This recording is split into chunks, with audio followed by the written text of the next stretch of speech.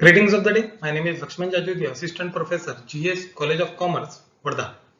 In this video lecture of Business Finance Second for BCom 6th semester, we will again move forward with our second unit, which we have discussed in the earlier video for primary market. Now we will discuss about the key developments in the primary market. When we speak of developments in the primary market, India was far behind in the new issue market or capital market as compared to other countries like USA, UK, Germany, Japan, which were all developed companies. But there has been tremendous growth in the sphere of new issue activities in the capital market in India, particularly from 1980s, in 1980s and in 1990s. The total amount of capital raised during the year 1961 was only 74 crores, which increased to 301 crores during the year 1981, which is roughly 4 times from the year 1961. This amount of growth has been received in Indian capital market during this period. Along with this, various policy changes were also introduced by the government and the respective authorities at that time, which has also resulted in the growth size of this amount of what we can say new issues in the market. After that, we can see the next segment of our development would be from 1991 to 93. In these years, a number of new instruments were introduced in the security market, which has resulted into a great upsurge in the new issue market. During this period, various key things have also happened. We can name it as one thing that would be the scam of 1991-92, that is known as Harshad Mehta scam. Secondly, formation of SEBI was also during this period. Even along with this, under the leadership of Prime Minister Narasimha Rao, our economy got new economic policy, that our economy got liberalized and privatized during this era. All these things has what we can say given positive and negative impact in the primary market, but it is a key part in the development of the primary market. Along with this, another development which takes place was the setting up of the OTCEI, that is over the counter exchange of India, which has begun its operation in the year 1992, which has also permitted in the raising of capital by the small institutions. We can note it down here that during the year 1993, a tremendous large amount of new issue happened in the capital market in India, amounted to rupees 19,825 crores by the non-government private companies in India. This is what is the key development of the primary market in India. Moving towards the next era of development would be, or next years of development would be from 1994 to 97. During this year, number of issues as well as the amount of issue declined. There was a steep decline for various reasons. Along with this, there was political uncertainty in the country also, which has also resulted in the steep decline of this issue. The capital raised through new issues during the period of 1996-97 continues to show the downtrend in the primary market. Usually, this all downtrend was mainly characterized by the reduced number of issues and lower amount to be raised. Capital raised through new issue during the period of April to December 96, that is of 9 months, came down to almost 10,500 crores from 14,200 crores, which is raised in the corresponding period of previous year. Similar trend can be seen in the number of issues, which fell from 1132 in 95 to 793 in 96. This was the huge setback for the raising of capital in the primary market. The average issue size there but rose from 12.5 crores to 13.07 crores in the primary market. This is all things which were not happening properly during this period because of various reasons. Later on, moving to the next segment, that is of from 98 to 2000. During this period, again there was a steep decline from the new issues. In the year 97-98, there was only raising of 4,570 crores from the market, whereas from the previous year 96-97 the amount was of rupees 10,276 crores. Even though number of issues also fell to 111 in the launched in the year from 1995-96 to 1999-2000.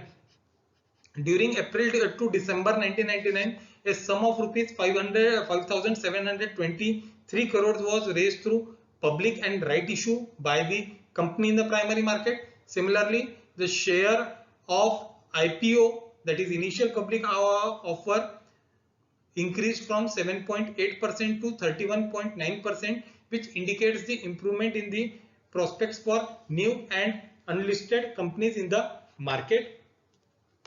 In this period, various policy changes were also introduced by the SEBI to boost the confidence of the investor in the market. At the same time, measures were taken for the strict entry for the new entrants in the market also. But even after these efforts, there was not much boom seen into the market. Through various initiatives, we can see that in the year 2001 to 2004, there was continuous decline by the companies. In the case of new issue, we can see that from 4,240 crores through 124 issues was the output which we can see in the particular segment. Here again we can see that these kind of things happened in the market even after the various initiatives which were taken by the SEBI for the purpose of rationalizing the IPOs norms during the year 2000-2001. Even after these what we can say efforts of the SEBI or these initiatives of the SEBI, there was an noticeable decline in the resource mobilization from the primary market. There was almost 26% of the decline in the primary market, which is a great thing because 1/4 of your market has been we can say that swept away, as there were no what we can say resource mobilization to primary market from as compared to the previous year. After that, moving to the 2005 to 2012 era, again there was, we can see that rupees 30,325 crores of resource where capital was raised in the primary market by the companies, of which almost 10,000 crore was made up by 55 companies which were listed for the first time for the IPO in the market. The total mobilization in the year 2007 was remarkably 58,722 crores, of which 34,000 almost crores almost accounted for the IPOs by the new entrants or by the companies into the market. After this, now we can see that there is a tremendous growth in the IPOs in BSE, then NSE. All these stock exchanges are performing extraordinarily, hence those figures are now quite good. We can say that, and we can see that. Now, very first intermediaries are merchant bankers. In this modern era, the importance of merchant bankers is growing very high because they act as a key intermediary between the company and issue of capital, as they perform various activities which are utterly important for the companies, like determining the composition of capital structure, what would be the debt, what would be the equity, then drafting of prospectus, application form, doing all compliances and procedure on the part of the company with the registrars according to the Companies Act 1956 and 2013, then appointment with registrar to deal with the share application and transfer process, then listing of securities, arrangement, underwriting arrangement, then placing of issue, then selection of brokers and sub brokers, then bankers selection to the issue, publicity, advertisement, printers. All these kind of functions and etc. are performed by the merchant bankers, and that is why they are gaining importance nowadays. And that is why, due to these overwhelming importance of merchant bankers, it is now made mandatory by the SEBI that merchant bankers functioning should be as an lead manager should be there, which would manage all the public issues of the company. In case of right issue, if size is less than 50 lakhs, then only the appointment is not necessary. If the size is more than 50 lakh, compulsory it is necessary to appoint lead manager who are normally and merchant bankers to the companies.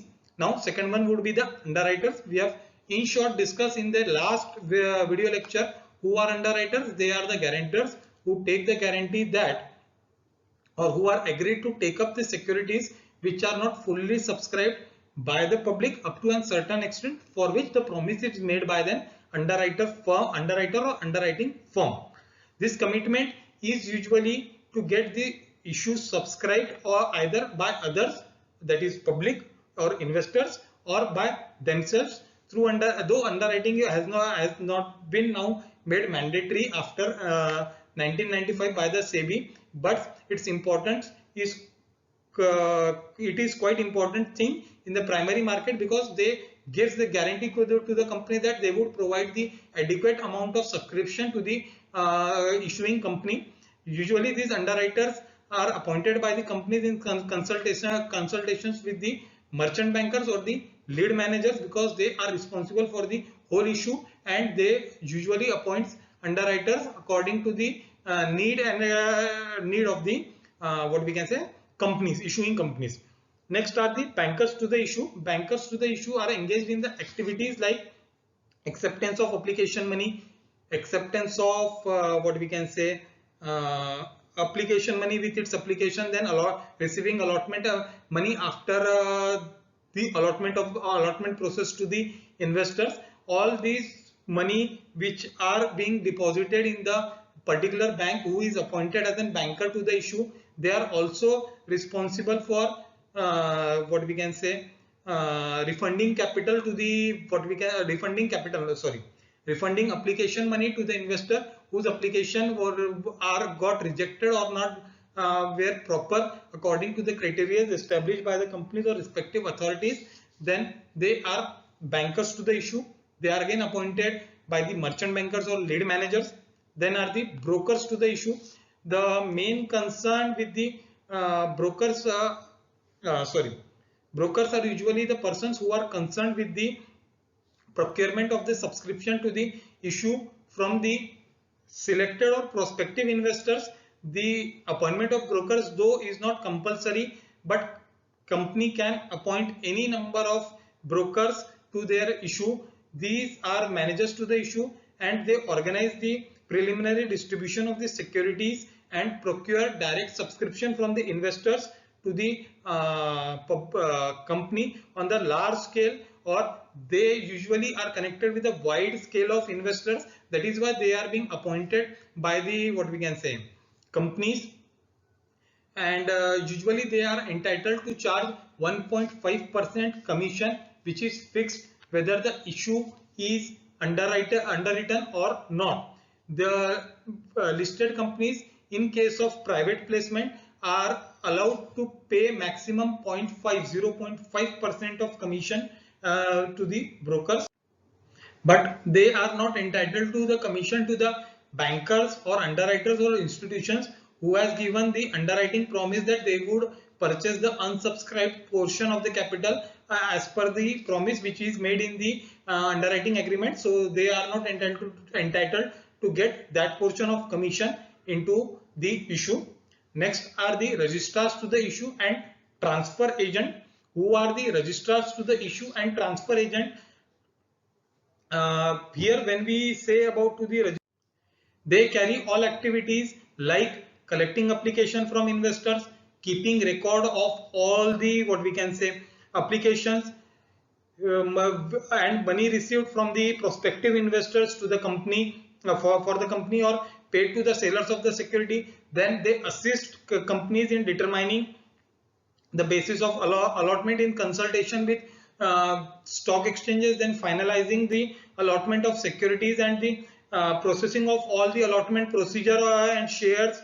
Then along with this they also do the part of what we can say issuing allotment letters and refunding the excess money to the investors by way of refund orders. and issuing share certificates to the shareholders, and all these kind of things are done by the registrar and the what we can say share transfer agent to carry on their business.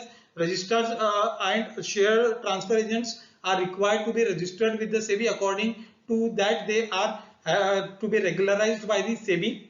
Next are the debenture trustee. A debenture trustee is the trustee for the trust deed needed the security any issue of debenture by the company. They act as a debenture trustee. A certificate from SEBI is required for a debenture trustee to be registered with the SEBI. Usually they have to pay a fees of rupees 5 lakh as a registration fee, and rupees 2.5 lakh is a recurring expenditure. For every 3 years they have to pay renewal fees. They have to pay an amount of rupees 2.5 lakhs to be act as a debenture trustee. Usually only scheduled commercial banks, PFIs, insurance companies are eligible to apply for the debenture trustees with adequate infrastructure, qualified employees or manpower, and requisite amounts of funds are required to become a debenture trustee in the Indian capital market. They have to get registered with the SEBI along with all these kind of things. Last are the portfolio managers. When we speak of portfolio managers, they are persons who are in pursuance of the contract with its client, advise, direct or undertake on their behalf the management and administration of the securities or the funds of the client. The term portfolio means total security belonging to any person. Usually they can be act as a portfolio manager only after they are registered with SEBI and obtain these certificate of portfolio managers. For the purpose of portfolio managers, they have to pay a registration fees of rupees 5 lakhs. Along with this, they again have to pay a fees of rupees 2.5 lakhs for 3 years as an renewal fees. They have to pay continuously. Usually these portfolio managers are with the mutual fund companies, then banks, then we can say that mutual fund houses. They usually are the person who act as an investor on the behalf of their clients and make investment in primary or secondary market. This is it for this lecture. In the very next lecture, we would discuss about the secondary market. Till then, stay tuned. Thank you.